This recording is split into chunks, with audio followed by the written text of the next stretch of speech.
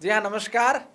TGS में आज नए मेहमान हैं महिपाल जी कमेडिया, जिनका मूल काम तो डिफेंस में सर्विस का है, लेकिन इन्होंने अपनी इच्छा से एक ऐसा काम चुना, एक ऐसा फील्ड चुना जिसके अंदर आज इनका बहुत बड़ा नाम हो चुका है, जिनके नाम पर गिनीज बुक में एक नहीं पांच पांच रिकॉर्ड दर्ज है। और बाड़मेर के अंदर ही नहीं, पूरे राजस्थान में योग गुरु के नाम से फेमस और मशहूर राजस्थान के योग गुरु और हम सब युवाओं के प्रेरणा स्रोत महिपाल जी कमेडिया से अपन बातचीत करेंगे और जानेंगे कि आजीवन इस जीवन प्रक्रिया में जनमानस के लिए योग कितना जरूरी है और योग के साथ, योग की साधना के साथ जीवन को कैसे आसान बना सकते हैं। तमाम बातें होगी, तमाम उनके जीवन से जुड़ी हुई सच्चाई होगी। आप इस वीडियो को पूरा देखिए। इस पॉडकास्ट में आपको कौन सी बात मजेदार लगेगी ये आप कमेंट बॉक्स में बताइएगा और वीडियो अंत तक देखिएगा।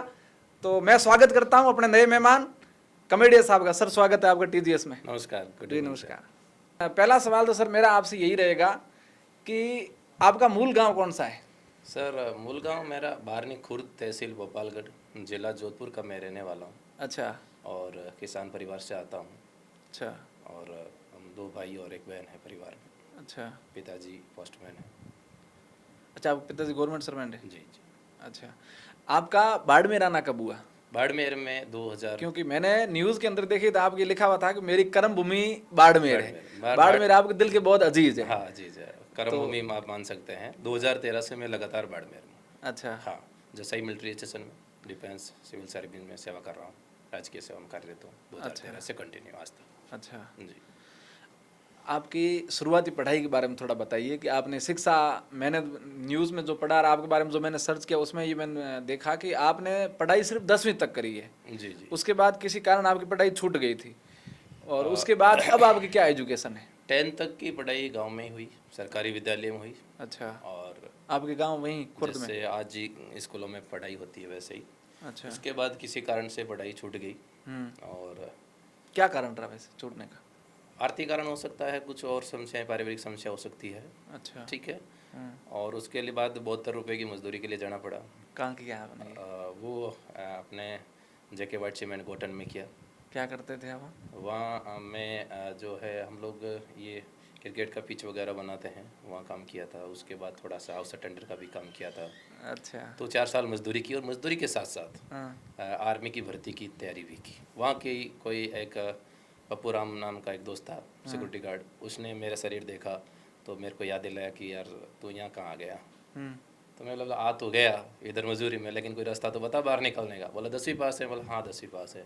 बोला तेरे को दौड़नी है? कितना दौड़ना है? तो बोला 1600 मीटर दौड़ना है। अच्छा। और उसके बाद सर मैं 3.5 साल तक 1 दिन और 1 मिनट भी बिना ब्रेक लिए कभी मैदान नहीं छोड़ा और आखिर भर्ती हो गया। अच्छा। आपने ये प्रैक्टिस कहाँ शुरू करी? जोधपुर आकर करी क्या? वही नहीं, मैं जहाँ नहीं। मजदूरी करता था वहाँ मेरी ड्यूटी सुबह 6 बजे लगती थी, रात 10 बजे ड्यूटी एंड होती थी। 6 बजे से पहले उठकर मैं अपनी दौड़ भाग करके फिर ड्यूटी में लगता था। एक युवा 10वीं पढ़ाई छूट जाती है, फिर 72 रुपये की मजदूरी करता है, उसके बाद आप आर्मी की तरफ या डिफेंस की तरफ अग्रसित होते हैं, वहाँ तैयारी करते हैं। अब आज योग गुरु के नाम से कैसे ये यात्रा, इसके बारे में आप खुलकर बताइए कि ये जीवन किस तरफ चल पड़ा है। हाँ, आज Mahipal Commedia Guinness world record एक नहीं 5 रिकॉर्ड गोल्डन बुकों में 5 बार है ना। तो ऐसा है कि पहला हमारा जो टारगेट था वो हमारा डिफेंस का ही था। प्रॉपर एक वर्दी पहनने का जज्बा था। अच्छा। कि मैं किसी भी हालत में मैं वर्दी पहनूं। तो मैंने 3.5 साल तैयारी की। लगभग मैं 14-15 भर्तियों में गया। अच्छा। 14-15 भर्तियों में गए, जिसमें 4-5 में आर्मी की भर्तियों में गया, 2-3 BS वगैरह इनकी भर्तियों में गया, पुलिस की भर्तियों में गया, 1-2 अदर भर्तियों में भी गया। मेरे 3.5 साल के कैरियर में मैं 14-15 भर्तियाँ अटेंड की। फिर लास्ट में आके मैं यहाँ लग गया। यहाँ भी मैं डिफेंस सिविल के प्रॉपर वर्दी तो मैं नहीं पहन पाया। कैसे? मतलब यहाँ जो अभी सिविल में नौकरी कर रहे हैं वो नॉन वर्दी है। अच्छा। है ना। तो उसके बाद यहाँ आके बाड़मेर में देखा कि आदर्श स्टेडियम में जाके देखा कि बाड़मेर बच्चे आर्मी की तैयारी कर रहे हैं। तो स्टेडियम उनको गाइड करने वाला कोई नहीं है। तो मैंने सोचा क्यों ना मेरे पास अनुभव है वो इन बच्चों को दिया जाए। और मैं बोला कि आज के बाद मेरे सीने पर वर्दी नहीं आई, लेकिन आज के बाद मैं प्रयास ऐसा करूँगा कि हज़ारों युवाओं के कंधों पर वर्दी में पहना दूँगा। अच्छा। और उसका प्रयास है कि 2014 से लेकर आज तक हम डॉक्टर आदर किशोर जानी सर के साथ मिलकर सुबह 5 बजे जब आर्मी की भर्ती आती है तो पीजी कॉलेज या आदर्श स्टेडियम में बच्चों को निःशुल्क ट्रेनिंग दे रहे हैं और उससे बहुत सारे बच्चों ग्रामीण परिवारों को प्रतिभाओं को फ़ायदा हुआ है और हमारे द्वारा हज़ारों बच्चे मतलब सेलेक्टेड हुए हैं इंडियन आर्मी में। अच्छा, जी सर। सुबह आप कितने बजे उठते हैं? सुबह जब हमारी ट्रेनिंग वगैरह चलती है तो हम लोग 3:30-4 बजे उठ जाते हैं और अदर टाइम में हम 5-5 बजे उठते हैं। अच्छा जी। कैसे उठ पाते हैं रोज ये? ऐसे कुछ नहीं है रोज़ उठना ये सर, मैं आपको बताऊं कि ये हमारी एक शरीर की एक अंदर एक और घड़ी है। एक घड़ी जो हम बाहर देखते हैं दुनिया की घड़ी दिखती है, हाँ, लेकिन एक तो एक ये है। शरीर की अपनी घड़ी है। अच्छा। तो हमारा हम शरीर को उस टाइप से गति कराते हैं कि शरीर ऑटोमेटिक। और फिर क्या कि हमारी बचपन से आते हैं। मैं जब छोटा था तो हमारे घर पे ट्यूबवेल था, तो दादाजी मुझे 4 बजे लाइट आती थी जगा देते थे। तो वो आदत पड़ गई 4 बजे उठने की। अच्छा। उसके बाद कैरियर की राह में दौड़ा तो 4 बजे उठना पड़ा और आज के इन युवाओं के लिए तैयारी करते हैं तो आज उठना पड़ता है। तो हमारी एक शरीर की साइकोलॉजी घड़ी है, वो हमारी मान चुकी है।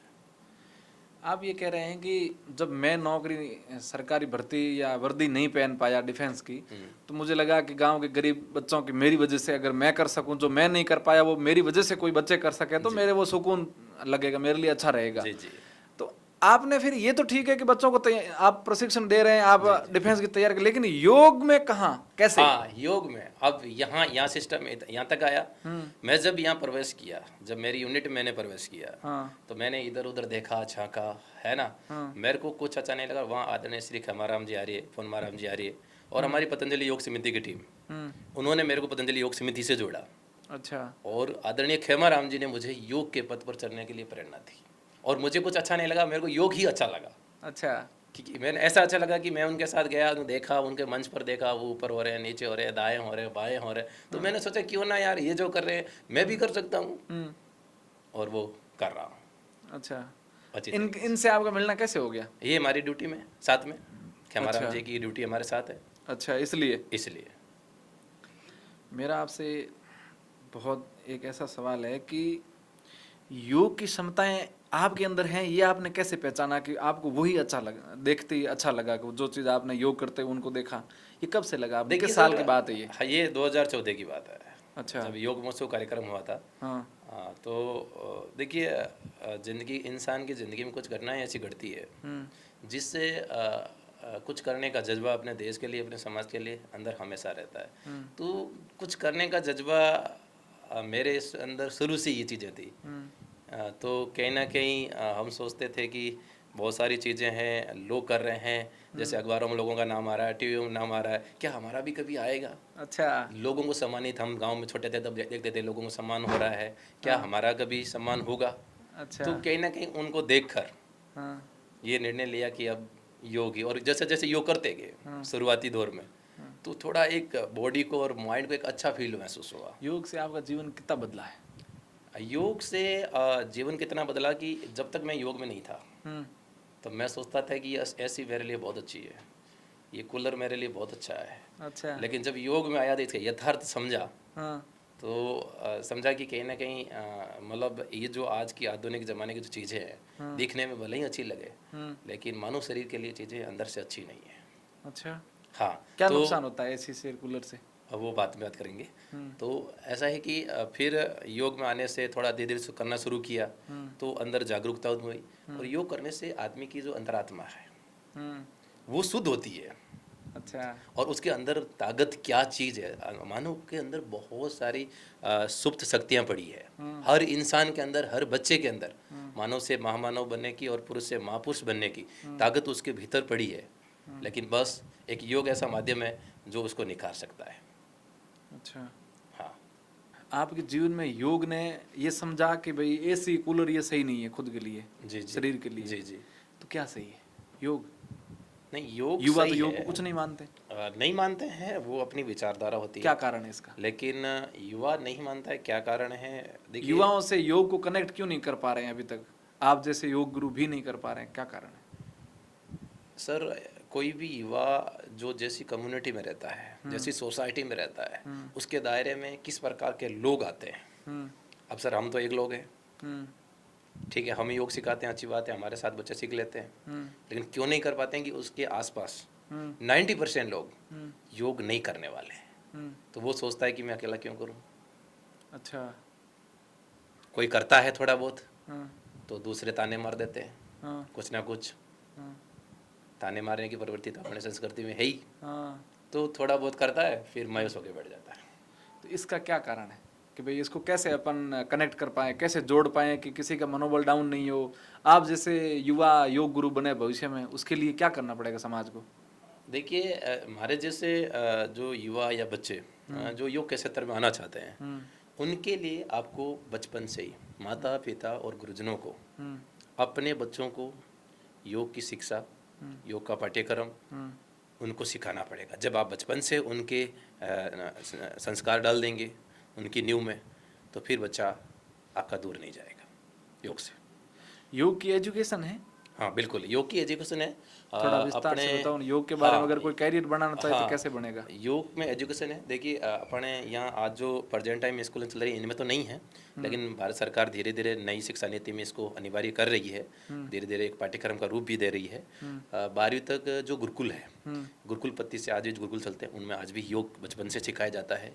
ठीक है, और योग में 12वीं के बाद बीए कर सकता है, बीएससी कर सकता है, एमए कर सकता है, एमएससी कर सकता है। ठीक है, योग में वो भी हो रहा है। और योग में आप जहाँ तक कैरियर की बात करते हैं, तो योग में योगा टीचर है, योगा मतलब योगा मास्टर है, योगा थेरेपिस्ट है, योगा प्रोफेसर है, योगा जज है, योगा रेफरी है, योगा कोच है ना। इस तरह की पूरी बॉडी है। हाँ, इतनी बॉडी है, इतने सारे मतलब जॉब्स है योग के क्षेत्र में कि यदि बच्चा उनके कोर्स करे और भविष्य में इनकी मतलब बहुत अच्छी अभी भी डिमांड है और आगे भी डिमांड इसकी जारी रहेगा। इतने सारे कोर्स हैं, करके वो अपनी लाइफ को अच्छी तरीके से जी सकता है। योगा टीचर की भर्ती निकालती सरकार?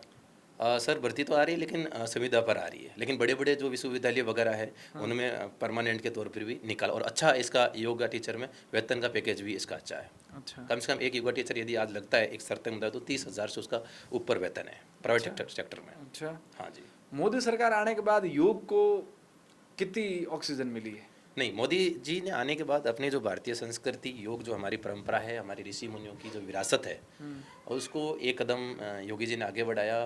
मतलब 27 सितंबर 2014 को यूएनओ में प्रस्ताव रखा था मोदी जी ने, और 11 सितंबर 2014 को विश्व के 177 देशों ने इस फैसले पर मोहर लगा दी कि हम 21 जून को योगा डे मनाएंगे। 21 जून को क्यों मना रहे हैं योगा डे? 21 जून अब पूरे वर्ल्ड ने मतलब उसको सहमति दी, और 21 जून एक सबसे बड़ा दिन होता है। अच्छा। हाँ, सबसे बड़ा दिन होता है 21 जून।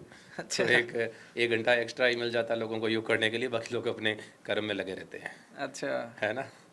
अच्छा, मोदी जी के आने के बाद योग दिवस मनाने लगे हैं सब। जी जी जी। उससे पहले की सरकारों ने कभी योग के बारे में सोचा नहीं।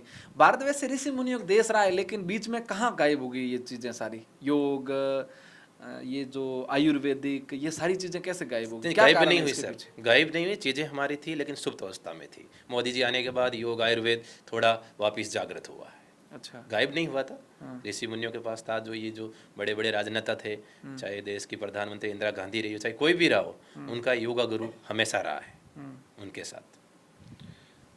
आपका मैंने एक फोटो देखा, रिसर्च कर रहा था तो उस पे सोशल मीडिया पे जी कि आपको बाबा रामदेव जी सम्मानित कर रहे हैं, जी जी जी योग गुरु। जी जी तो रामदेव का कितना हाथ है योगा को घर घर कनेक्ट कराने का? जी जी। और उनसे आप मिले हैं, उनका व्यक्तित्व बिल्कुल, कैसा है? बिल्कुल, और आपको किस विषय में वो सम्मानित कर रहे हैं? जी, ये जी। तीनों ही सवालों का जवाब आप मुझे जी जी। बताएं। हमारा जब से हम योग समिति से जुड़े, तो परम पूज्य स्वामी रामदेव जी महाराज का हमारा सबसे पहला इंट्रोडक्शन हुआ था 2016 में। अच्छा। हम एक कार्यकर्ता के रूप में पतंजलि योगपीठ में गए थे, और वहाँ योग सुबह बाबा जी सिखाते हैं योग। सुबह 4:45 बजे बाबा जी हमेशा मंच पर आ जाते हैं, और 2 घंटे योग की हमेशा वहाँ क्लास लेते हैं, और उनसे ही योग करते गए, सीखते गए और आगे बढ़ते गए। और मैं हमेशा आगे बढ़ता था योग सीखने के लिए। अच्छा। और स्वामी जी हमारी दिन में भी योग क्लास लेते थे। दिन में हमारी जो वैचारिक जो मतलब होती है क्लास, वो 2-3 घंटे हमारी क्लास लेते थे। तो एक बड़ा आदमी बड़े हिसाब से अपनी संस्कृति के लिए, अपने देश के लिए, अपने समाज के लिए कैसे क्या काम करना है, क्या सोचना है, वो सारी खुद क्लास लेते थे। अच्छा। हाँ। योग आपको सम्मानित किस विषय में कर रहे थे? सम्मानित तो मतलब जो योग के क्षेत्र में बढ़िया काम करते हैं तो सम्मानित तो इनका कर्म चलता रहता है। अच्छा जब जब हमारी ट्रेनिंग होती है तो अच्छे अच्छे जो कार्यकर्ता होते हैं, अच्छा, उस वर्ग में आप सबसे अच्छे हाँ, उस वर्ग कार्यकर्ता थे में इसलिए then top top top top 10 में अपना नाम आता है तो सम्मानित करते रहते हैं। अच्छा, जी। योग कितने प्रकार के होते हैं? योग के बहुत प्रकार है सर। मुख्य रूप से तो योग जो है मैं श्री पतंजलि ने इसको 8 भागों में बांटा है। 8 भागों में? हाँ, हाँ। सूत्र के रूप में तो यम, नियम, आसन, प्राणायाम, प्रत्याहार, ध्यान, धारणा और समाधि, ये इसका मेन 8 भागों में इसको बांट रखा है। यानी आसन और प्राणायाम से पहले आदमी के यम नियम काम करते हैं। कुछ इंसान के नियम होते हैं, जैसे हम अभी बैठे हैं तो ये ब्रॉडकास्ट के नियम है, लाइट का नियम होता है, डायरेक्ट नहीं आती है। तो योग आसन में जाने के भी कुछ नियम होते हैं। अच्छा। उस नियम से यदि आदमी जाए तो उसका शारीरिक, मानसिक और बौद्धिक लेवल पर उस चीज़ का असर पड़ता है। अच्छा। डायरेक्ट जाके यदि कोई करता है तो फिर उसका असर नहीं पड़ता है। आजकल युवा योग ना करके जिम जाना पसंद कर रहे हैं, तो जिम सही है या योग सही है? अगर जिम सही नहीं है तो कैसे? देखिए, पहले तो मैं कहूँगा कि अपनी अपनी पसंद होती है, ठीक है। दूसरा, मैं हमेशा अपनी संस्कृति का मतलब वाक रहा हूँ, तो मैं तो ये कहूँगा कि योग ही बेहतरीन है। क्योंकि योग से आपकी बॉडी को एकदम खिंचाव नहीं आता है, आप अपनी सुविधा के अनुसार मोड़ पाते हैं। लेकिन जिम में आप नहीं चाहते हुए भी आपको हाथ हिलाना पड़ेगा, आपको पैरों पर दौड़ना पड़ेगा, है ना। तो जिम कहीं ना कहीं पाश्चात्य संस्कृति है और योग हमारी संस्कृति है, हमारी परंपरा है, हमारी ऋषि मुनियों की विरासत है। तो आज के युवाओं को एक तो हमारी संस्कृति है, हमारी विरासत है, इसलिए योग को हाथ में लेना चाहिए, करना चाहिए और उसका प्रचार प्रसार भी करना चाहिए, क्योंकि ये हमारी संस्कृति रही है। और ये जिम पाश्चात्य संस्कृति है जो बॉडी को ज़बरदस्ती, मतलब बॉडी के साथ ज़बरदस्ती करती है। अच्छा, इसलिए हम लोग जिम को अवॉइड करके हम योग को अपनाते हैं। संस्कृति है ये बात तो एक है जी। लेकिन बॉडी के लिए जिम और योग में फर्क क्या है? योग और जिम में, योग नेचुरल है। हाँ। योग नेचुरल है और जिम है वो ज़बरदस्ती है। अच्छा। शरीर के साथ। अच्छा। अब जो सहज रूप से आप योग में सूक्ष्म व्यायाम कर सकते हैं, सूर्य नमस्कार सहज रूप से होता है, अंगों की क्रियाएं जो सहज रूप से होती है, वो जिम में कतई नहीं होती है। अच्छा। जिम में मशीनों के साथ। जिम जाने से बॉडी को क्या नुकसान है? जिम में जाने से बॉडी को नुकसान तो क्या होता है, लेकिन कुछ दिन बॉडी बनती है, लेकिन फिर अपन नहीं कर पाते हैं, फिर बॉडी टूट जाती है। अच्छा। और योग एक नेचुरल प्रक्रिया है, आप धीरे धीरे घर पर आराम से आप धीरे धीरे कर सकते हैं और कभी भी कर सकते हैं। जिम के लिए आपको जिम में जाना ही पड़ेगा, वहीं आप जिम कर सकते हो, लेकिन योग को आप अपने घर पर 3x6 की दरी बिछाकर आराम से कर सकते हो। 6x3 की दरी पे? अच्छा। कोरोना काल में आपकी योग को लेकर क्या भूमिका रही बाड़मेर के अंदर? कोरोना काल में हम लोग ज़्यादा तो नहीं कर पाए क्योंकि इधर उधर जाना मना था। तो हम श्रीमान आदरणीय खेमाराम जी आर्य थे, उनके साथ मिलकर हमने एक गायों के लिए भी मुहिम चलाई थी। गायों को कोई चारा नहीं दे रहा था, वो चारा एकत्रित करने के लिए लोगों को प्रेरित किया था। और दूसरा, हमारे पास माध्यम था कि हम जल्दी उठ के योग के जो ऑनलाइन वीडियो वगैरह डालते थे, पीछे हमारे परम पूज्य स्वामी रामदेव जी महाराज के हमारे पास वीडियो आते थे, उन वीडियो को भी लोगों के फेसबुक पेज तक, इंस्टाग्राम अकाउंट तक, व्हाट्सएप ग्रुप तक हम उनको पहुंचाते थे। और कोई यदि परामर्श लेता था तो उसको हम ऑनलाइन या वीडियो कॉलिंग के माध्यम से उनको योग का कि भाई ये हो गया तो इसका ये इलाज है। और उसमें उस टाइम आयुर्वेदिक काढ़ा भी चला था, तो उसके बारे में भी लोगों को बताया कोरोना काल में। तो ज़्यादातर फ़ोन से ही ये चीज़ें चली थी। अच्छा जी। इस काम के लिए बाड़मेर प्रशासन आपको सम्मानित किया? हाँ, इस काम के लिए 15 अगस्त 2021 को बाड़मेर जिला कलेक्टर और उस टाइम कैबिनेट मंत्री थे हरीश जी चौधरी साहब ने सम्मानित किया था 15 अगस्त 2021 को। अच्छा जी। आपका मैं देख रहा था तो चलित त्रिकोण आसन, जी जी, उसमें आपके बहुत सारे रिकॉर्ड हैं। जी जी। ये आसन आपका सबसे प्रिय है या इसमें आपकी गोल्डन। हाँ, golden book of world record में ये क्या है कि सर 2018 में हम लोग गए थे कोटा में, चौथा विश्व योग दिवस हुआ था। अच्छा। तो कोटा में परम पूज्य स्वामी रामदेव जी महाराज और उस टाइम मुख्यमंत्री थी वसुंधरा राजे, वो भी आए थे और योग का एक टूर्नामेंट हुआ था बड़ा। और वहाँ देश के प्रदेश के बड़े बड़े मतलब जितने भी योग कॉम्पिटिशन योग करने वाले बच्चे थे वो भी आए हुए थे। तो हम योग तो कर ही रहे थे और तब उन्होंने बोला कि भाई ये योग का टूर्नामेंट इधर हो रहा है, योग का कंपटीशन हो रहा है, तो आप भी भाग ले लो। तो फिर हमने बोला कि आप कौन सा कर सकते हो, आप कौन सा कर सकते हो, है ना। तो सब ने अपने अपने हिसाब से आसनों को चुना। तो हमने त्रिकोण आसन को चुना, है ना, जो कि हमसे आसानी से होता था और ज़्यादा होता था। तो पहली बार में हमने मतलब 6 मिनट और 5 सेकंड में 500 बार किया। फिर उसी को तोड़ते हुए दूसरी बार मतलब 938 बार किया। उसी को तोड़ते हुए तीसरी बार हमने त्रिकोणासन को मेरिट में हमने किया था 12 मिनट और 30 सेकंड में 1500 बार किया। फिर चौथा हमने एक और अयोध्या में एक टूर्नामेंट हुआ था योग का, वो हमने 1 घंटा और 11 मिनट मरकट आसन, एक ही आसन जो कमर के लिए बहुत उपयोगी आसन होता है। अच्छा। कमर को जिसकी कमर दर्द होती है ना उसके लिए मरकट आसन 1 घंटा और 11 मिनट एक ही पोजीशन में मतलब सो जाना या बैठ जाना। कैसे कर लेते हो, कितनी प्रैक्टिस है इसके पीछे? और उसके 5 मैं बताता हूँ, उसके पीछे 5वां अभी हमने 19 मई को मेरठ में कार्यक्रम हुआ था। मेरठ बहुत क्रांतिकारी धरती है। तो वहाँ 51 मिनट मैंने सुप्त वज्रासन किया था। ये कैसे किया? तो ये इनके पीछे क्या होता है कि हम लोग क्या कुछ थोड़ा बहुत पहले सोचते हैं, सोचने के बाद क्या करते हैं, इसको ग्राउंड में उतारने का प्रयास करते हैं। और इसके पीछे एक दिन में नहीं होता सर, हम लोग 1.5 महीने 2 महीने जिस आसन में हमें रिकॉर्ड बनाना होता है उसकी हम महीना 1.5 महीना 2 महीना जिस हिसाब से जितनी समय के लिए हमें जाना होता है उतना समय पहले हमें उसमें लगना पड़ता है। मुझे 51 मिनट का बना तो मुझे 51 मिनट पहले कई दिनों में इसके 1.5 महीने से प्रैक्टिस कर रहा था। जब 1.5 महीने में प्रैक्टिस किया तब मैं निष्कर्ष पहुंच पाया कि हाँ मैं अब 51 मिनट सुप्त वज्रासन कर सकता हूँ एक ही लगातार। अच्छा। तो इसके पीछे 1.5 महीने की 2 महीने की प्रैक्टिस लगती है, घंटों घंटों लगते हैं। अच्छा जी। फिर बाद में दर्द नहीं होता? दर्द 2-3-4 मिनट तो रहता है सर, बस 2-4 मिनट ही रहता है? हाँ फिर बॉडी धीरे धीरे सामान्य होने लग जाती है वापस। अच्छा।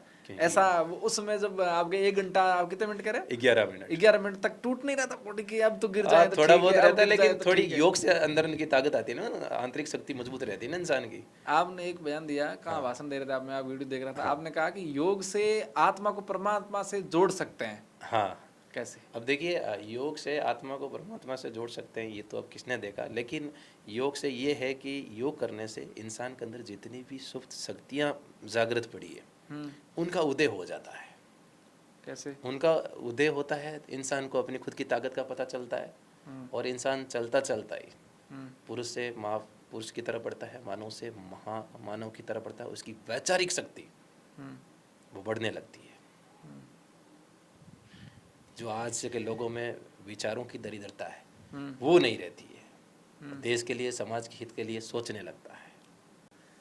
आप ये सब करते हैं? जी, जी। आप सरकारी कर्मचारी भी हैं। जी जी जी 10 घंटे तक आप 8 घंटे ड्यूटी, 2 घंटे आना जाने का समय, जी, 10 जी, घंटे समय तो आप इसमें लगाते हैं। बिल्कुल बिल्कुल। उसके बाद भी आप रोज योग करते हैं, समय कैसे एडजस्ट करते हैं? आप लंबी लंबी दूरी में स्कूलों में जाते हैं, वहाँ बच्चों को आप ट्रेंड करते हैं, योग के लिए प्रेरित करते हैं, ये कैसे कर पाते हैं? समय को आप कैसे मैनेज करते हैं? सबसे पहले सर ये देखिएगा कि सबसे बड़ा सवाल है कि हमारा एक शब्द है सर, हम भोजन उतना ही करना है जितनी भूख लगती है, सोते उतना ही है जितनी नींद जरूरी है, और कैसे पूरी करते हैं खाते नींद? उतना ही नींद कितनी जरूरी है? एक सर, सामान्य आदमी एक को कितनी सामान्य नींद इंसान लेनी के चाहिए? लिए सर 6 से 7 घंटे नींद जरूरी है। आप कैसे ले लेते हो 6 से 7 घंटे? समय बचता ही नहीं है। 6 से 7 घंटे सर, हम 10 से 11 बजे सोते हैं और 4 से 5 बजे के बीच उठ जाते हैं।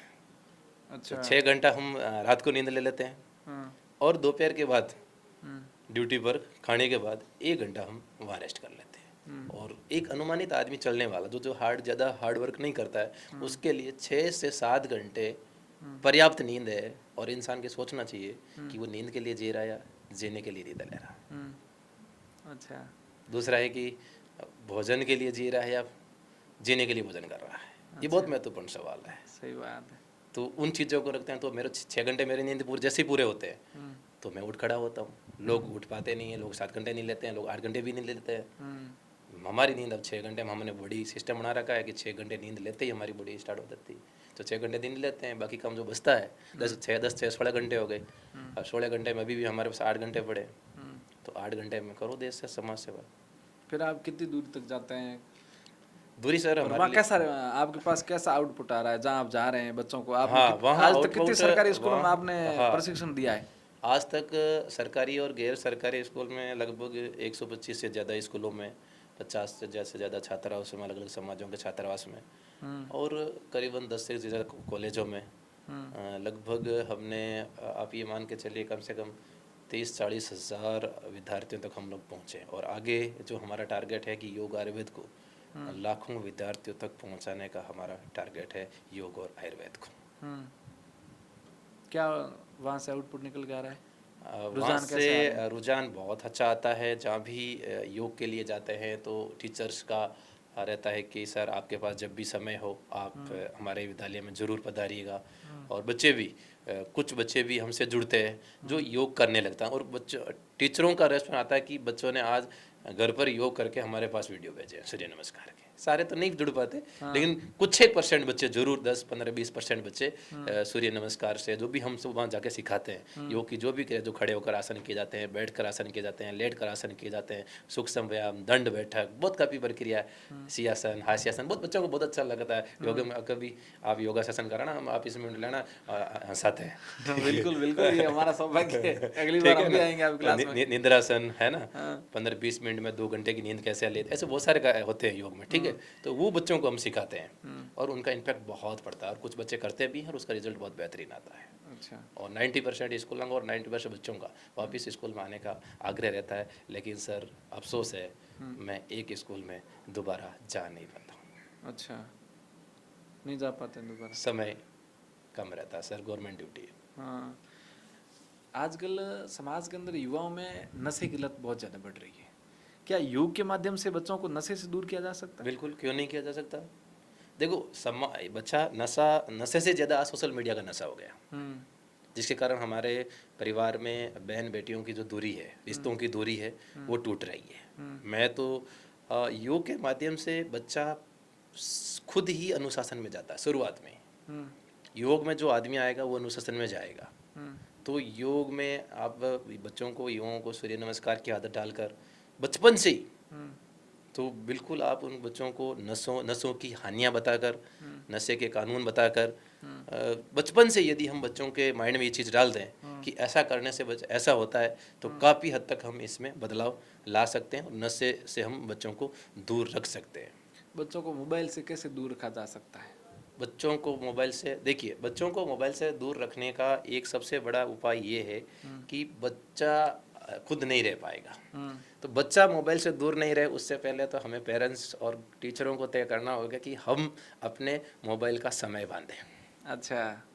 हम यदि लिमिट में उपयोग करेंगे तो बच्चा भी उपयोग करेगा। दूसरा ये कि बच्चे को पढ़ाई का, खेल का, अनुशासन का और संस्कार का, उसको एक टास्क दीजिए बच्चे को।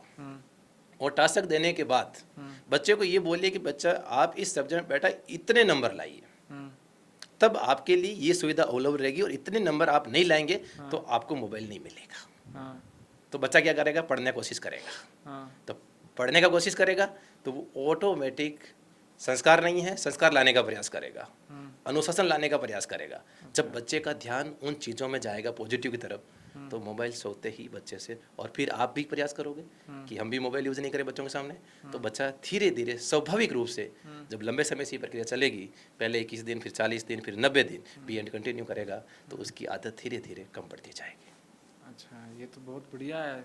सबको तो इससे सीख लेनी चाहिए कि मोबाइल, सब लोग कहते हैं कि बच्चों को मोबाइल मत दो, लेकिन बड़े लोग मोबाइल का उपयोग अनलिमिटेड कर रहे हैं। उनकी खुद की कोई लिमिट नहीं है कि भाई कितना करना है, कैसे करना है, क्यों जरूरी है। जो चीज़ हम बच्चों में देखना चाहते हैं। आजकल गांव में ये चल पड़ा है सर कि महिलाएं छोटे बच्चों को चुप कराने के लिए, अपने से दूर करने के लिए, कोई काम करने के लिए फोन चालू करके दे देती है। इसका क्या साइड इफेक्ट है आगे चलकर? देखो, सबसे पहला इम्पैक्ट होगा आंखों पर। वो बच्चा फोर्स की नौकरी नहीं कर पाएगा। ये तो ध्यान रखिए सब लोग, जिनके बेटों हाँ। को नौकरी लगवानी है तो मोबाइल से दूर रखो, नहीं तो 6x6 का और जो सर मामला है वो टेढ़ा हो जाएगा। हाँ, हम बात कर रहे हैं किसान के बेटे की, हम ज़्यादातर किसान बेटा और किसान कम्युनिटी आते हैं, और हमारे 70% बच्चे फोर्स को ज्वाइन करते हैं। और फोर्स में सर मेडिकल का फिट होना बहुत अनिवार्य है। यदि आपके बच्चे को कामयाब बनाना है फोर्स के क्षेत्र में और किसी भी क्षेत्र में कामयाब बनाना है, तो मोबाइल से तो दूर आपको करना ही पड़ेगा बच्चे को। इसके अलावा बहुत सारी चीज़ें हैं, आप बच्चों को बढ़िया बढ़िया किताबें लाइए, साहित्य की किताबें पढ़ी है, घर में रखिए ना आप।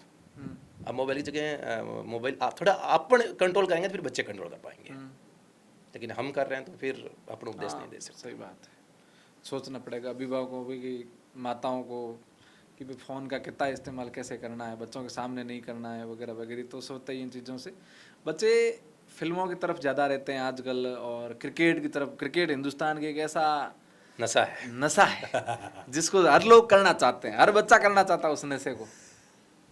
देखिए, नशे की एक प्रवृत्ति होती है अच्छे की तरफ, हाँ, जैसे मुझे देश के लिए कुछ करना है, समाज के लिए कुछ करना है, एक नशा वो होता है। दूसरा है कि नशा जो है वो आदमी को शारीरिक रूप से और मानसिक रूप से कमज़ोर तो करता ही है, प्लस उसके सोचने और समझने की शक्ति को भी कम करता है। और उसके अलावा जो आप क्रिकेट और जहाँ फिल्म की बात आप कर रहे हैं, तो हम उन बच्चों से सवाल करते हैं कि आप इस दुनिया में इतिहास देखना चाहते हैं या इतिहास बनाना चाहते हैं? कि क्रिकेट को आप देख रहे हैं तो क्रिकेटर तो आप बनना नहीं चाहते हैं, विकेट कीपर आप बनना नहीं चाहते, गेंदबाज आप बनना नहीं चाहते, तो आप क्रिकेट क्यों देख रहे हैं? कि जिसमें आपको जाना ही नहीं है उसको आप क्यों देख रहे हैं? और जिसमें आपको जो बनना ही नहीं है तो फिर उसको रटने से क्या मतलब हुआ? और जो लोग मतलब अपने देश के लिए, समाज के लिए करना चाहते हैं, वो देखते नहीं हैं। देखते वो लोग हैं जो ज़िंदगी में कुछ करना नहीं चाहते, और जो देखते हैं वो फिर ज़्यादा कर नहीं पाते हैं, और करने वाले फिर करते रहते हैं। इसलिए मैं कहूँगा कि आज के युवाओं को कि आप इतिहास को ज़्यादा देखें नहीं, देश और समाज के लिए काम ऐसा करें कि इतिहास आप खुद बनाएं और दुनिया आपका इतिहास देखे। जैसे कि अभी हमारे सर कर रहे हैं, नहीं, ऐसा इतनी सारी बुक है जिनके अंदर इनके सारे अखबार की कटिंग, रोज पेपर में इनका नाम, और इतने सारे अवार्ड, इतने सारे गोल्डन बुक में रिकॉर्ड नाम। मैंने तो वो सब देख के तो 1 घंटा मुझे वो देखने में लग गया। और युवाओं को सीखना चाहिए कि आपके किए गए कार्य को दुनिया पढ़े, तब तो मेहनत करनी अब पड़ेगी। जब आपने बात बोली कि मतलब कि दुनिया पढ़े, मैं आज का जो युवा है उसके लिए ये बात कहना चाहूँगा कि तू अपनी ज़िंदगी में इतना पुरुषार्थ कर, इतनी मेहनत कर और इतना काम कर कि दुनिया का अंतिम आदमी जब तक तेरे को सलाम ना करे, दुनिया का हर वो टीवी एंकर जब तक तेरा इंटरव्यू ना ले, और दुनिया का वो है कि अखबार जब तक तेरा नाम नहीं छापे गया, तेरी न्यूज़ ना छपे, और तब तक ऐसा नहीं होता है, तब तक अपने काम में लगा रहे, जीत तेरे कदमों आएगी। क्या बात, क्या बात, गजब गजब गजब, शानदार। बहुत पॉजिटिव विचार है, युवाओं को सीखना चाहिए इन चीज़ों को। आप से मेरा एक ये भी सवाल है कि योग के माध्यम से क्या आम जन को जोड़ सकते हैं? क्यों नहीं जोड़ सकते? बच्चों के अभिभावकों को योग से आम जन को सर जोड़ नहीं सकते, जुड़ना पड़ेगा। उनको लिए आपका क्या संदेश सर, है? योग ऐसे योगा टीचर होते हुए, योग गुरु होते हुए आप उनके लिए क्या संदेश देना चाहोगे? जितने भी आमजन हैं उनको मैं ये कहूँगा कि आप दिन में आपके पास 23 घंटा होता है, आप जीते किसके लिए? बच्चों के लिए, परिवार के लिए। लेकिन बच्चों और परिवार से पहले इंसान का शरीर खुद का आता है कि मेरा शरीर ही सुख नहीं है। हमारी संस्कृति में बोला गया पहला सुख निरोगी काया। हाँ, तो शरीर आपका सुख नहीं है तो फिर परिवार और बच्चे आपके कहाँ से काम आएंगे? आप बच्चों के पास कहाँ से काम कर पाओगे? तो शरीर को सुखी रखना है तो सबसे पहले योग को करना पड़ेगा। पहले जो हमारा पहला सुख निरोगी काया था वो आज सर उल्टा हो गया है कि पहला सुख जो काया थी, आज पहला दुख ये होगा कि आज हर इंसान की जो काया है वो रोगी हो चुकी है, और उसका एक ही है उपाय, योग की शरण में उसको आना पड़ेगा। आज नहीं तो कल तो उसको आना ही पड़ेगा, क्योंकि जो आज की दवाएं हैं, किसी के विरुद्ध नहीं बोलना चाहता, वो एक बार तो ठीक कर देती है लेकिन एक के साथ दूसरी बीमारी पक्की ले आती है। लेकिन योग आप करोगे तो उस बीमारी को आप परमानेंटली समाप्त कर सकते हो अपने शरीर से। आज के समय में हार्ट अटैक की बीमारी बहुत बढ़ चुकी है, क्या योग के माध्यम से हार्ट अटैक को रोका जा सकता?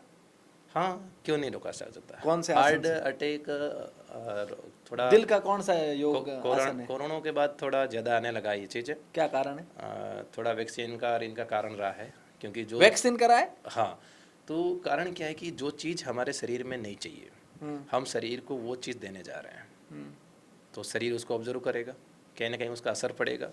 शरीर 5 तत्वों से बना हुआ है, आप 5 तत्व शरीर को दे सकते हो किसी न किसी रूप में, लेकिन एक्स्ट्रा डोज आप, शरीर बीमार है ही नहीं, आप शरीर के अंदर दवाई डाल रहे हैं, तो क्या वो हृदय के ऊपर अटैक नहीं करेगा?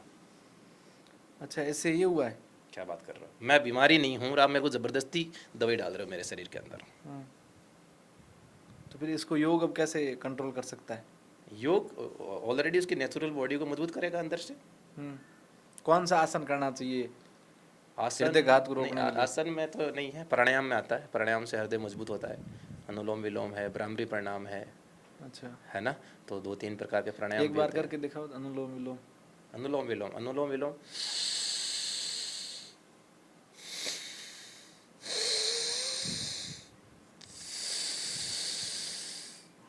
बाएं नाक से सांस लेना, दाएं से छोड़ना, दाएं से लेना और बाएं से छोड़ना। आपकी बॉडी में जितनी भी नसें और नाड़ियाँ हैं उनके अंदर खून के प्रवाह को, ऑक्सीजन के प्रवाह को अच्छा पूरी तरह से बढ़ाता है। अच्छा। एक है भ्रामरी प्राणायाम, जो बच्चों के लिए बहुत है, जिनको मानसिक तनाव होता है, चिड़चिड़ापन रहता है, बात बात पर गुस्सा हो जाता है, उनके लिए भ्रामरी प्राणायाम होता है। कैसे? तो भ्रामरी प्राणायाम क्या करना पड़ता है कि अंगूठे से वो अपना कान बंद कर लें, बाहरी दुनिया से कट हो जाए, पूरा बंद कर लें, बिल्कुल नहीं सुनाई दे। एक अंगुली उनको ललाट पर रखनी होती है, 2 आंखें बंद करनी होती है, एक अंगुली उसको ललाट के पास रखनी पड़ती है ना। तो बाहर से आप कान बंद कर लीजिए, फिर आंखें बंद कर लीजिए, है ना, इस तरह से आकृति बना लीजिए। फिर क्या करना है, अंदर ही अंदर भोरे की तरह आवाज़ या ओम का उच्चारण, जैसे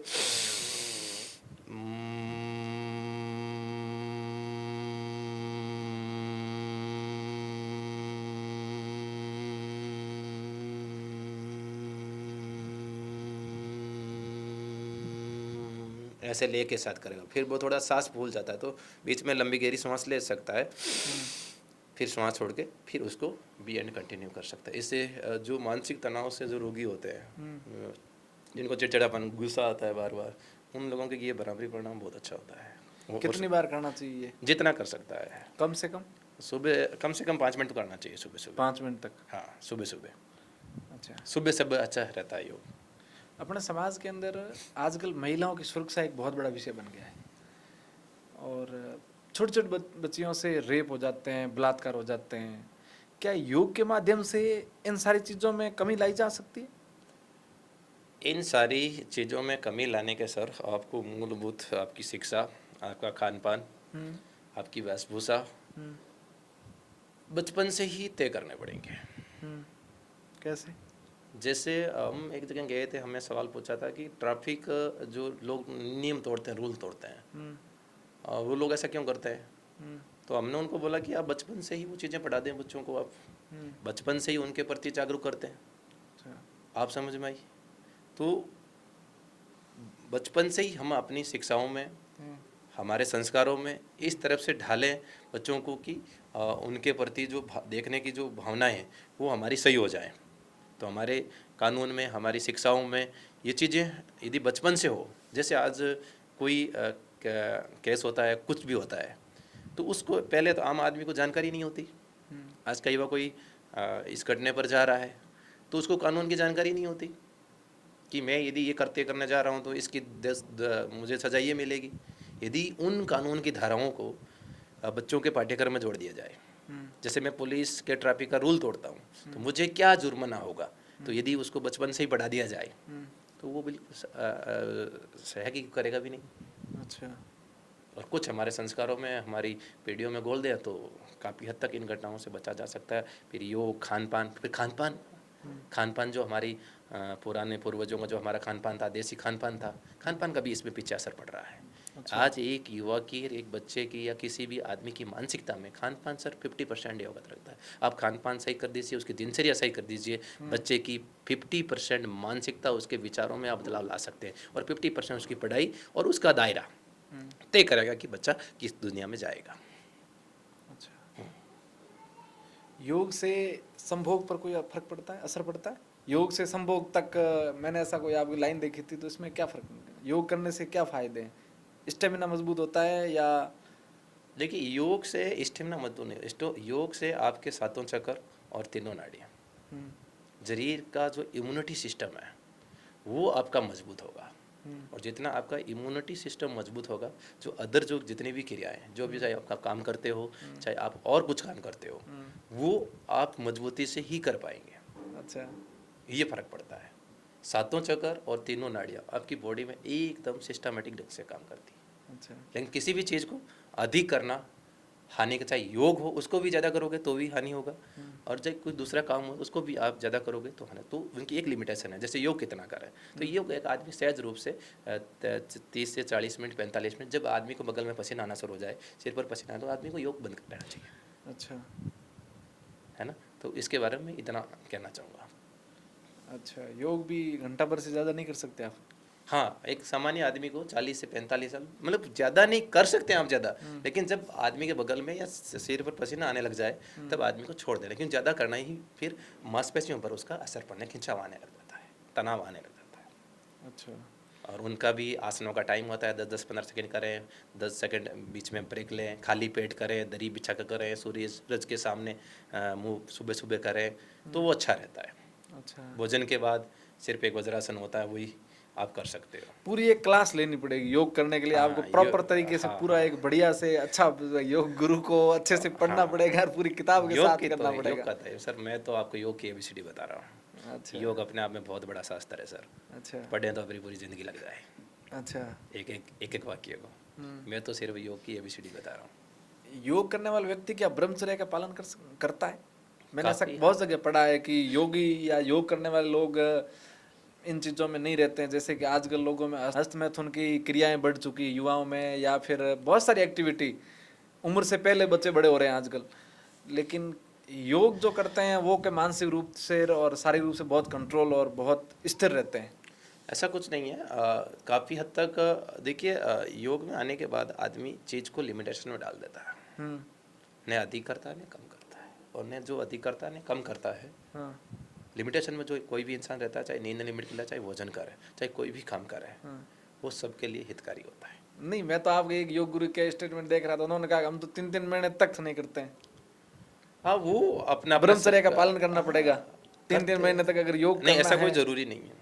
जरूरी नहीं है। ऐसा कोई ज़रूरी नहीं है, लेकिन लिमिट होनी चाहिए कोई भी चीज़ की, मैं तो कहता हूँ। अच्छा। तो लिमिटेड से रहेगा वो एकदम सही रहेगा। आपके जीवन में ऐसा कोई वाक्य जिसने आपको झकझोर के रख दिया हो, तोड़ दिया हो अंदर से? हाँ, एक 2015 में मैं 6 महीने बीमार पड़ा था। अच्छा। 6 महीने में बीमार पड़ा रहा, मानसिक रूप से बेड पर पड़ा रहा, किसी कारण वजह से, किसी प्रॉब्लम के कारण मैं 6 क्या महीने प्रॉब्लम है? मानसिक रूप से, मतलब सिर दर्द वगैरह है ना। तो शुरुआत में स्वास्थ्य का ध्यान नहीं था, फिर वो नींद नहीं आने की वजह से बिगड़ता गया। तो 6 महीने में पड़ा रहा। 6 महीने मैंने मतलब नींद की गोलियां वगैरह ली, नींद आना बंद हो गई थी। नींद बंद आती है तो पता है आपको, पूरा शरीर का इम्यून सिस्टम गड़बड़ हो जाता है। तो 6 महीने बीमार रहा, और 6 महीने में लगभग जो आसपास की मेरी सोसाइटी थी, मेरी कम्युनिटी थी, उन लोगों ने ये सोच लिया कि महिपाल इस दुनिया से जा चुका है। अच्छा। तो 6 महीने आप भी बीमार पड़ जाओ, पढ़ के देख लो।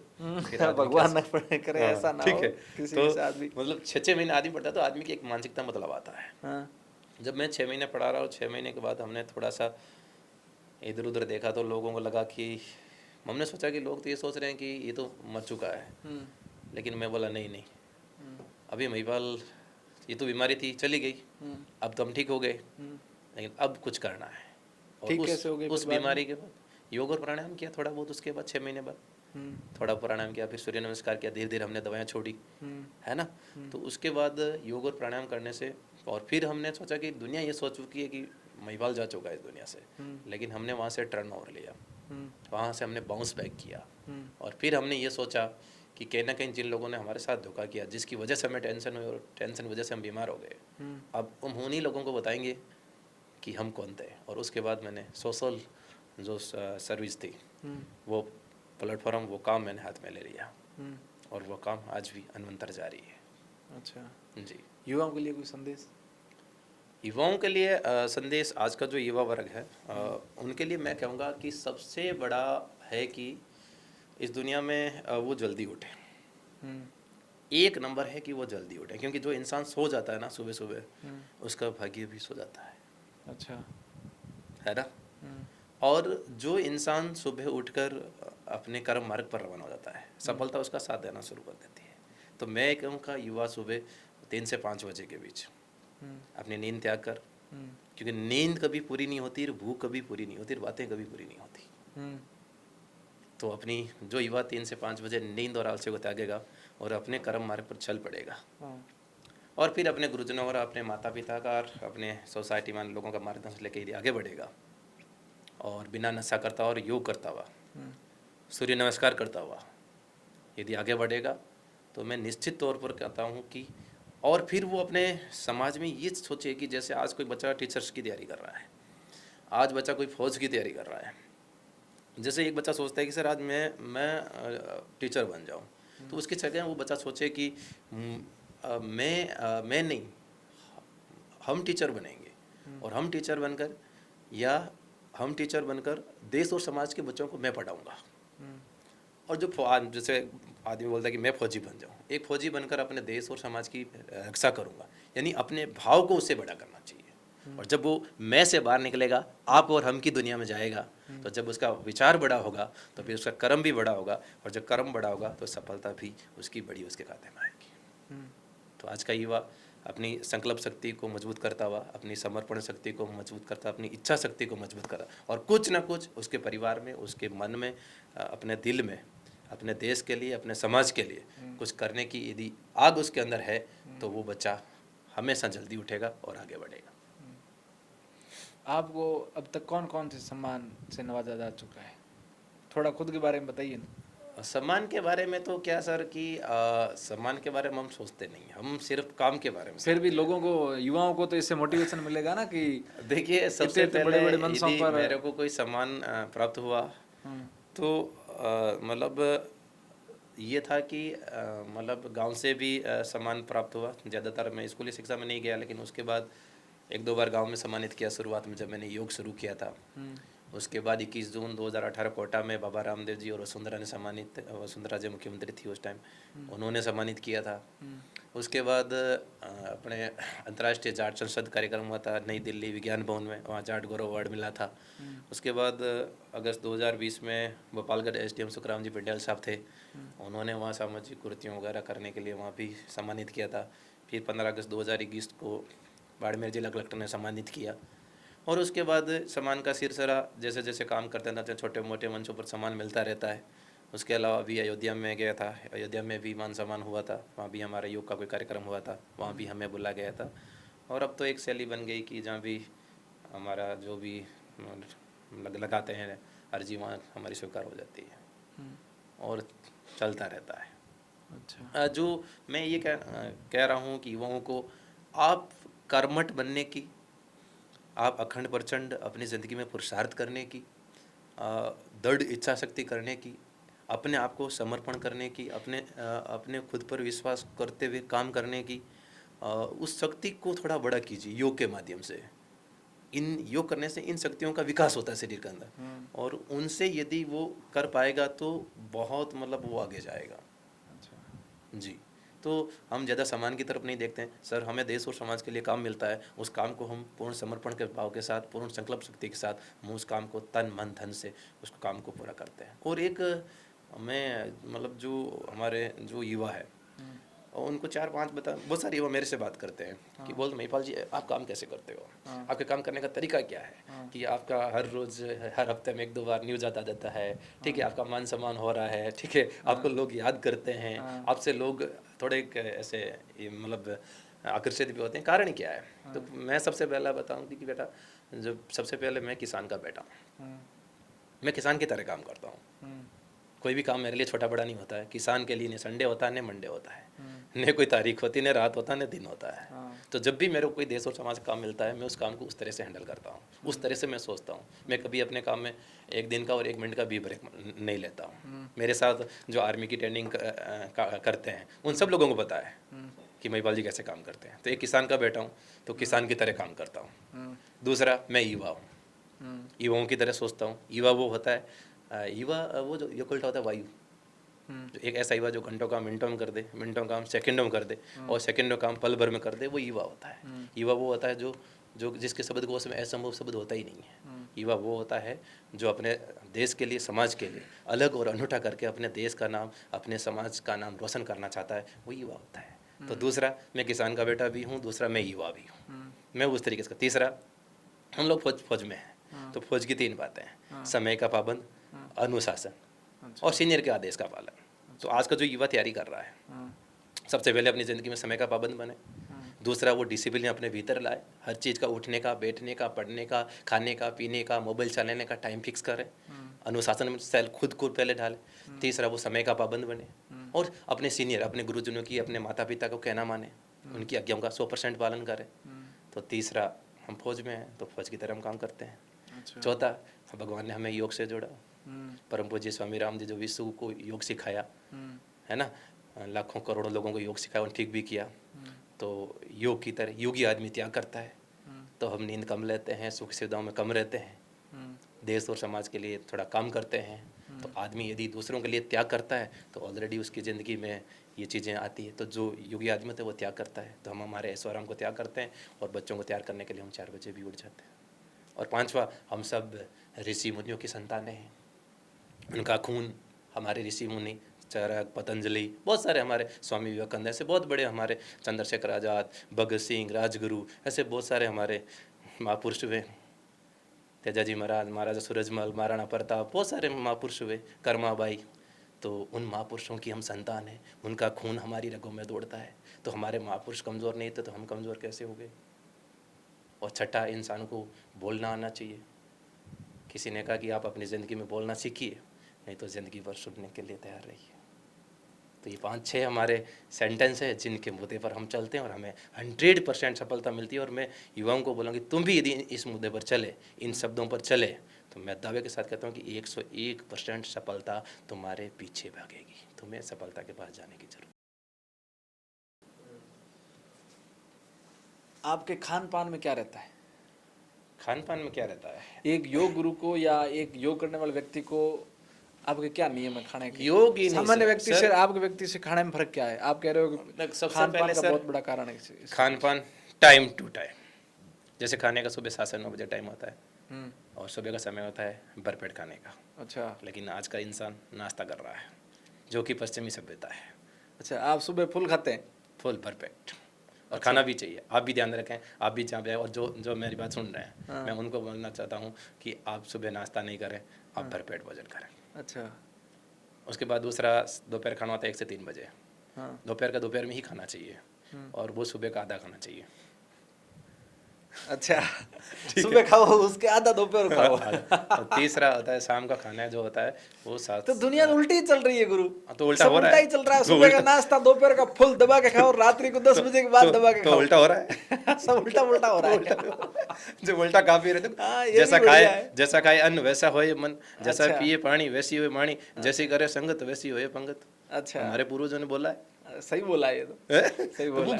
वो देखो, भले ही वो पढ़े लिखे नहीं थे, लेकिन सर वो 101% वैज्ञानिक थे। अच्छा, हम उनको तो नकार फिर रहे आप दोपहर को सुबह से आधा खाते हैं? मतलब उसका 70% लगभग। हाँ, फिर शाम को शाम को थोड़ा सा उसका कम, कितने बजे? लगभग मैं 7-8 बजे के बीच खा लेता हूँ। अच्छा। और यदि खाना पड़ता है तो फिर रात को कम ही खाता हूँ। और आजकल युवा मांस खा रहे हैं, उनको आपका क्या संदेश है? धमकाओ थोड़ा। मांस खाने वाले युवाओं को मैं ये कहना चाहता हूँ कि मांस, हमारा जो पेट है ना, हाँ, जो देह है, हाँ, इस देह को देवालय बनाना चाहिए, हाँ। कचरा पत्र नहीं बनाना चाहिए। अच्छा। ये शाकाहारी भोजन के लिए बनी है, हाँ, ठीक है। हमारी मनुष्य की आंतें शाकाहारी भोजन के लिए होती है, अच्छा। मांस खाने के लिए कतई नहीं होती है। और हम इंसान हैं, हमारे अंदर विवेक होना चाहिए कि आज का जो युवा है, जो भी इंसान है, जो मांस भी खा रहा है, गटकुरा जर्दा, मतलब जो आया पेट में, अरे भाई भगवान ने तेरे को दे दी है जिंदगी रूपी, ये गाड़ी है तेरी, तेरे साथ चलेगी। तो देह को देवालय बनाओ, इसको कचरा पत्थर मत बनाओ। अच्छा। तो शाकाहारी ही भोजन करना चाहिए, इन चीज़ों से दूर। और किसी जीव की हत्या करके, हाँ, उसके बच्चे को मारकर, किसी माँ के बच्चे को मारकर, क्या फिर आप अपनी ज़िंदगी में खुश रह सकते हो बेटे? और मैं नहीं मानता कि आप खुश रह सकते हैं। क्या आप अपने बच्चे को मारकर खुश रह सकते हैं? क्या नहीं रह सकते हैं ना? तो वो जिसका बच्चा आप खा रहे हैं वो तो किसी माँ का होगा ना, तो उसकी आत्मा कितनी तड़पती होगी, और वही आत्मा फिर आपके हृदय में तड़पेगी। फिर आप अपनी ज़िंदगी में कभी सुखी नहीं रह सकते सर। अच्छा, तो बहुत सारी बातें हुई, योग पर भी बात हुई, सामाजिक मुद्दों पर भी बात हुई और सर के जीवन पर भी बात हुई। इस वीडियो में हमें तो बहुत मज़ा आया बात करके और बहुत कुछ सीखने को मिला है। और आपसे भी मेरा यही आग्रह है कि कमेंट बॉक्स में बताइए कि आपको किस किस मुद्दे ने टच किया है, किस कौन सा मुद्दा आपके साथ चल रहा है, जिसमें आपके जीवन में जो चल रहा है, जो दिनचर्या घट रही है, वो चीज़ कौन सी थी। तो आपसे मेरा ये आग्रह है कि इस वीडियो को पूरा देख करके कमेंट जरूर करिएगा और शेयर करके दोस्तों को भेजिएगा, जो लेट उठते हैं ना उनको जरूर भेजिएगा। धन्यवाद और सर का भी बहुत शुक्रिया। बहुत बहुत धन्यवाद, आज द गोकुल शो में हमें बुलाया। मैं आपको एक बात कहूँगा कि सुनना मतलब बोलना बहुत बड़ी कला होती है, लेकिन सुनना उससे भी बड़ी कला होता है। आपने और रिपोर्टर ने भाई दम्माराम ने इतनी देर सुना, आप दोनों का, और जो अब ब्रॉडकास्ट पर सुनेंगे और यूट्यूब पर सुनेंगे, उन सभी दर्शकों का मैं हृदय के तल गहराइयों से हाथ जोड़कर प्रेम पूर्वक बहुत बहुत धन्यवाद देता हूँ। थैंक यू, जय हिंद, वंदे मातरम।